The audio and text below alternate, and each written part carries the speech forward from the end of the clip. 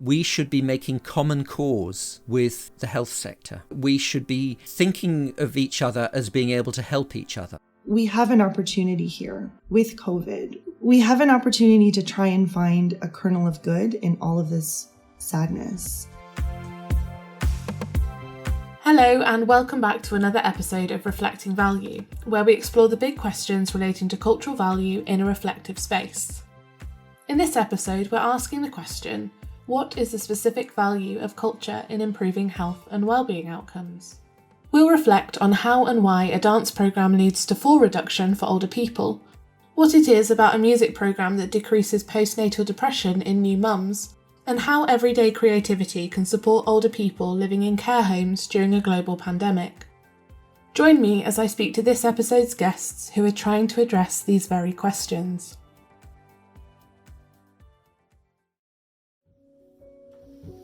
So, let's rub those hands together, get a bit of warmth going.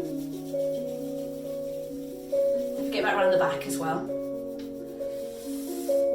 Wake those fingers up. And take that rub up one arm. And I'd like you to imagine that you're painting your arm. So I want you to make sure that every single part of your arm is totally covered in paint. There's no bits that you've missed. Even these bits under here. I'm watching dance practitioner Charlotte Haddon lead a dance workshop from her living room for Dance to Health, an ESOP programme that looks to reduce older people's falls through creative dance. I watched a few of these videos when doing research for this podcast episode and found myself joining in with the activities. With working from home, I felt glued to my desk at times, but having the opportunity to take a moment to check in with myself through these exercises felt good. I spoke to Tim Yoss, CEO of ESOP. Tim and his team have been developing a programme which seeks to understand the active ingredients in culture and health programmes. In other words, how and why arts and culture make a difference when it comes to health and well-being. Lovely, relax those hands down. We're just going to do some circles of our shoulders. Okay, so I'm really interested in this kind of active ingredients element that you're talking about and the sort of work you've done around it. So why do you think it's important to centre planning and evaluation around this idea of active ingredients? A lot of my time has been given up to developing our networks in health. I must say, I've made some lovely friends in health. The people that I've got to know in the NHS, I think, are fantastic. So I'm always trying to find ways in which I can open up conversations with health people. I just thought, they're used to using the phrase active ingredients. Why don't I adopt it and apply it to artistic active ingredients? So where did this idea of active ingredients come from?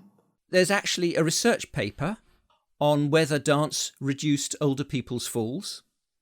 And the particular dance that was being talked about was folk dancing and ballroom styles. We've got to know the researcher. Her name's Daphna Merrim. She studied people living in 23 retirement villages in Sydney. And she was, I think, hoping that the result would be that ballroom and folk styles would reduce people's falls. But the answer was no, it does not reduce people's falls. But Dance to Health, okay, we've not done a randomised control trial yet, but we've had a proper evaluation done by Sheffield Hallam University. And they concluded that Dance to Health reduces falls by 58%. 58%. So you then begin to ask the question, what is it about Dance to Health? What's the dance practice there which is enabling you to reduce falls by 58%? Whereas Daphna was not able to show any improvement using folk and ballroom styles. So what would you say are the active ingredients in Dance to Health? I think there are two really important elements to this. One is we have asked all our dance artists to get the falls prevention exercise qualification. And we are therefore having dance artists who've been trained in falls prevention exercise. And we then, alongside that, have an extra bit of the training where they're taught how to smuggle these falls prevention exercises into creative dance. And that's the other thing. It's creative dance. So if you Robin, came along to a Dance to Health session, you would not see standard activity, standard steps like tango or, English folk dance or anything like that. You would see the dance artists working with the older people, starting with everyday movements like stretching up to bring something down from a shelf. And then out of that, you begin to construct creative dance. And because of the training that the dance artists have had, they will be able to make sure that they're being true to the falls prevention exercise. So you go along to a session as a dance artist and you would see creative dance. You go along there as a falls prevention professional and you will say, oh wow, all the elements of the evidence-based falls prevention exercise are there. Of course, understanding the complexity surrounding the value of a creative process is no simple task, but perhaps this approach offers a new opportunity to learn how and why this dance programme has led to such positive outcomes when it comes to fall reduction. So what comes next? Back to Tim. I get a lot of pushback in the arts world if I start talking about randomised controlled trials. But if we have found that there is an arts intervention that addresses a major health problem in a way that's more effective than current NHS provision, which is what we've found with Dance to Health, then there's a very strong case for an RCT. And let's not forget, an RCT just looks at the practice from a health point of view. Are we getting the health results? And part of this conversation that we're having is actually saying that's only part of it. We need to look at it from an artistic point of view. What's the artistic practice? What are the active ingredients? What are the artistic outcomes? The RCT is not going to look at that. It's just a particular slice, if you like, through the project, through the programme, which determines whether it's something that should be taken up by the NHS or not. Part of what I'm trying to achieve through the Active Ingredients project is to get people to start talking about artistic outcomes, because that doesn't really happen.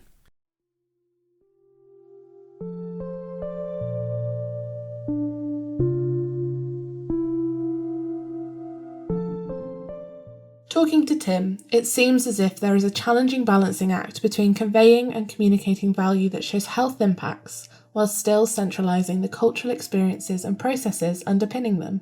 So how can we convey the right type of evidence when bridging the gap between culture and health? So we are aware that we're stepping into a scientific world where we need evidence and backing to be prioritised.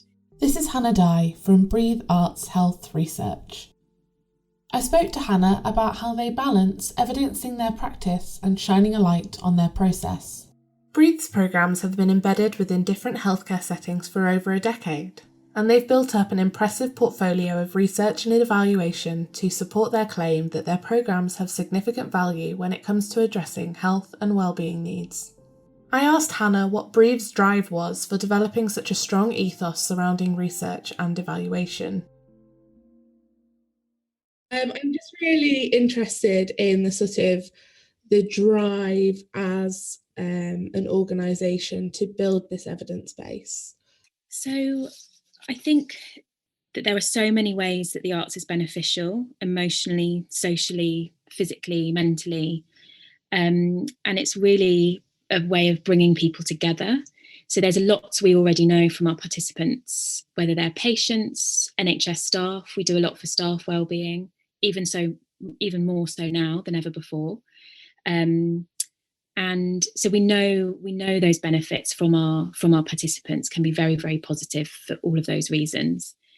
I think the drive behind what we do is, of course, that it is really about our participants and improving improving well-being or particular physical or clinical outcomes. But I think it's also about supporting an already stretched NHS. So we know from our work that it can often relieve pressures. So what we quite often do is try and identify a challenge or a gap within services or a service that's particularly stretched. So it's really about how the arts and the experience of patients, participants can relieve those those unbelievable demands. A very, very simple example of that is we have resident musicians that play within hospital wards. And we know from NHS staff feedback that patients often sleep better as a result of that live music experience, and can also, on occasion, need less pain relief. So that's a really clear example of less pressure on a clinical need, both within medication and on staff capacity. So off the back of that question, I'm kind of, because you've said about how you've kind of had these partnerships for sort of 10 years. And what I'm really interested in is how your different programmes have developed or evolved as a result of the learning that comes out of research and evaluation. Yeah, so one of our key programmes currently is Melodies for Mums. So it's a 10-week singing programme for women and their baby. And it's specifically designed for women that might be experiencing postnatal depression. So it's very specifically based on research by Royal College of Music and Imperial College London that discovered that 10 weeks of singing specifically can lead to a reduction of around 41% in symptoms with for postnatal depression. So we've reached about 200 women and their babies so far. And now we're part of a very exciting large-scale research project with King's College London that will, again, continue to look at the benefits on mum and baby, but we'll look at particularly the scalability of that programme.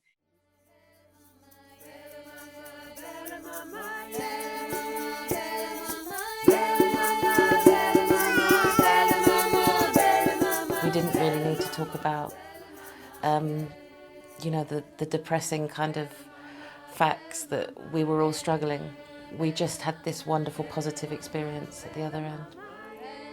And we sound really good. We sound amazing, which was one of the revelations that lots of beginner singers, and it's just so uplifting, but they're real community songs about happiness and joy, and I feel that when I sing them. I feel really special and really good. And I'm just really glad that I went there and have tried to find different things that made me feel really good. And it's brought me and Cara closer. We're able to laugh and sing, and we have much more happy moments. And I can't say specifically that it's Melodies for Mums, but it's the feeling of that was one of the first places where I started to really enjoy spending time with my baby and doing things for us together. And that's been something that I will take with me from the class and forever. Through rigorous research and evaluation, Breathe has been able to showcase the benefits of Melodies for Mums for their participants. And their involvement in the Shaper project at King's College London will enable them to further understand the intricacies of this programme. Do we have the balance right at the moment with this sort of tip towards outcome, or do we need to think about the process a bit more? So what we do often at Breathe is we pilot, we test, and we then get a model that we feel works, and then we look at scaling it up. So we don't run ahead of ourselves too quickly. And Melodies for Mums is a really good example of that. It's a challenging thing, isn't it, in this sector, of all of these different worlds and languages coming together. So that research collaboration, I think, it's amazing for us to be part of that and having those in-depth conversations about the intricacies of a programme process and how it's delivered and why it's delivered that way, because that knowing that within a research realm will allow us to look at scalability. But I think that can often be lost. I do think the intricacies of a process are really, really important to get to the outcome.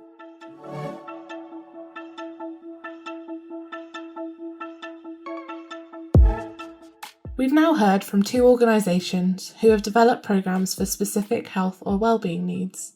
But what about the role that cultural experiences can play in our everyday lives? And how does this relate to health and wellbeing? I really do like talking about this. This is Dr. Kate Dupuy, a Schlegel Innovation Leader in Arts and Ageing at Sheridan College, Ontario. I spoke to Kate back in November of last year about this very question.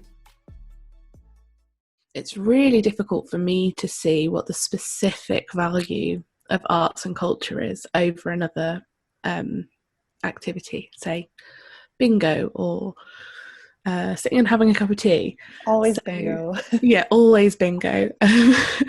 So I guess my kind of question would be, what do you think is the specific value of the arts and culture, and how do you know this is the case? Well, I think it's tapping into something that's very deep in all of us. We know that one of the earliest ways that we communicated was through the arts, was through spoken word, storytelling, painting, singing. We didn't have written language, so we had oral language. We would use song to communicate. We know that singing is one of the earliest ways that moms and babies and dads, parents communicate with their babies is through song. I think that there's just something very inherent in our human nature. A lot of the times when you're creating or you're watching something being created, you're in a group and you're all together. And we have very deep-seated inside our brains, we have a desire to be with people who like the things that we like. And so I often think of, when you go and you sit down in the theater and the curtain rises, there's a little gasp of anticipation and everyone is getting, sort of those little shivers and what are we going to see and how's it going to go? And I think there's that sort of sense of wonder and newness with the art and culture, that you're always learning something new, you're expressing yourself in a new way. That is really something unique and just really beautiful to see. I think that's really interesting, and it's something that I'm definitely finding in the research that I'm doing, is that a lot of the sort of things that fall under culture, health and wellbeing, it's kind of like, they'll take part for 10 weeks and then that's the end of it. It's just a pilot. We don't have the funding to continue because we need to prove it works in order to get the funding for it to continue. And I feel as if we miss a lot of this kind of the role of everyday creativity and contributing to our health and well-being. And so I wonder whether there's sort of, in terms of older adults, whether there's any work or anything you've been involved in that looks more at that kind of everyday creativity. So we did a really interesting project with one of our retirement homes in Ontario, and we looked at about 130 people who were moving into the home for the very first time. And the home was piloting a new getting to know you form. So the purpose of the form was not for me as a researcher. It was for the team members to get to know the resident, get to know their likes, dislikes, what time do you like to get up in the morning, what type of, do you like to have coffee in the morning, just to try and provide a more person-centered approach to the care in the home. And I had heard about this form and I said, would I be able to get access to it? So we went through ethics and we, of course, got the permission of people. And so what I did was I was able to look at this form. And the interesting thing it did is it asked residents, what would people say you're good at? And then what are you interested in taking part in here at your new home? Because we have, at the time in person, of course, at different times, a wide range of recreation and leisure activities available to you. And so what I found that was so interesting is that if you ask people sort of what type of activities they wanted to do, very few of them mentioned things that we would think of as sort of arts and culture, right? Painting, dancing, pottery. That wasn't really high on the list. It was only in about 12% of the cases would we see that. But if you looked at what people are good at, I'm really good at baking. I'm the expert knitter. I've been a quilter my whole life. Here are my quilts. Woodworking, working on your car or your vehicles. So all things that require creativity and innovation and trying things, maybe it doesn't work out the first time, you have to go back, these types of everyday activities that are actually inherently extremely creative. But this is an example I would think of a research clinician partnership, because I did not create the form. I did not have any sort of preconceived notions of what the form would tell me. I simply took a form that was originally being used for clinical purposes and looked at it from a different perspective. And so was able to bring my scientist lens to the data and to really start to tap into people are really creative and what else can we provide to them at the home. So of course we have the recreation calendar, which we share, and it says, 9 o'clock bingo or 10 a.m. music time. But there's so much else happening, especially in retirement and long-term care homes, that is off the calendar and off the grid. So things like people wanting to help fold the laundry or coming into the kitchen and helping with very safe tasks like preparing veggies, cutting up veggies or setting the tables, for example. So all of these things sort of tap into your natural desire to do things and create things. And maybe what you're creating is a beautiful tablescape for dinner. Maybe you like to fold the napkin in a fancy way and put that out. And when the person sits down in the large dining room, they're going to see that and it's going to bring a smile to their face. So this sort of everyday creativity, everyday tapping into what you're good at, what you like to do, I think those data possibly are out there. We just need to have an opportunity to search for them. Kate raises a very important point here about how researchers can step into the everyday lives of people to understand more about what culture means to them. Of course, COVID has brought with it some of the toughest circumstances for older people, with many shielding and unable to see friends and family. I asked Kate how her research has adapted in the face of COVID. From our perspective, in research, we've tried to be very mindful of timing. So we basically put everything on hold for 5 or 6 months. We said this is not the time. Some of our projects, we pivoted to doing things that were, quick emergency responses to what's happening in the neighborhood. So one of our team members at the center received a grant to study food insecurity during COVID, to see what are people, if they're not going out, if older adults are being told to shelter in place and not go out to the grocery store maybe more than once every week or once every 2 weeks, do they have enough food? I think we moved to that sort of very, very quickly. What are basic things that people need to get through their days? What we're finding in our own center and with other colleagues that I've spoken to is everything now is taking so much more time. From a scientific perspective, there are a lot more ethical questions you have to work through. If you're never seeing a person and you can't give them a consent form and sit in front of them and go through it together, how do you do that? So I think the challenges for me have been around just time, trying to do everything virtually and have a lot of different workarounds. How do you store data? Very basic level.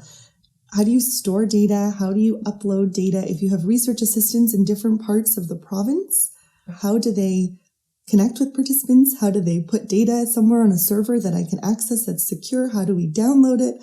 Just these little things that I would never have had to think of before because we were in person. We have an opportunity here with COVID, with the enforced separation, the enforced movement to virtual and distance activities. We have an opportunity to try and find a kernel of good in all of this sadness. And we were very careful at the beginning of the pandemic. We kept saying we want to be mindful of what people's experiences are and make sure not to try and move too quickly and move back into the research because that's not what people needed right now. But what I'm finding in my own work is people are really eager to get involved and they're really eager to try something new and different and connect, even if it's just over Zoom, to connect with new people. And so I think especially working within the arts and culture section and looking at how do the arts bring people together, we really have an opportunity here to change the sector moving forward. So I think there's an opportunity here, obviously, while we're still in lockdown or going through our waves of this pandemic, to pivot online, to try something new online. But I also think there's an opportunity to reach out to people who perhaps would never have had the opportunity to access arts and culture in this way. So people who can't pay $25 to go to the museum can now do a virtual tour on their phone. People who can't get on the bus and go to my center twice a week to take part in a dance class, maybe they can find a ballet class they do online. So I think it makes it a little bit more accessible for people. One thing we've been thinking about here in our own work is the issue of technology and equity of access. So not everyone has good technology. And I think a lot of arts and culture organizations went to Zoom, went to the internet right away. I think we need to take a step back and just go to the phone. So what can we take away from these conversations? We need to be mindful of the fact that understanding the specific value of arts and cultural programmes is complex, but research can help to support greater understanding of active ingredients, the artistic process, and the significance of programmes for those taking part. But on the flip side, are we in danger of over-medicalising programmes if we break them down to their constituent parts? Is the value we see above and beyond this? I think today's conversation is a good starting point for further reflection. and I'd be really interested to hear what you think going forwards. How do you or your organisation communicate and convey the specific value of programmes for the health and wellbeing of those taking part? And how have you adapted your research and evaluation in the face of COVID? How are you reflecting on how your processes may have changed? That's all from me. Thank you for listening to Reflecting Value, a podcast from the Centre for Cultural Value. To keep up to date on reflections from this episode and to hear how other people have answered these questions, search #ReflectingValue on Twitter. And don't forget to rate, review and subscribe. See you next time.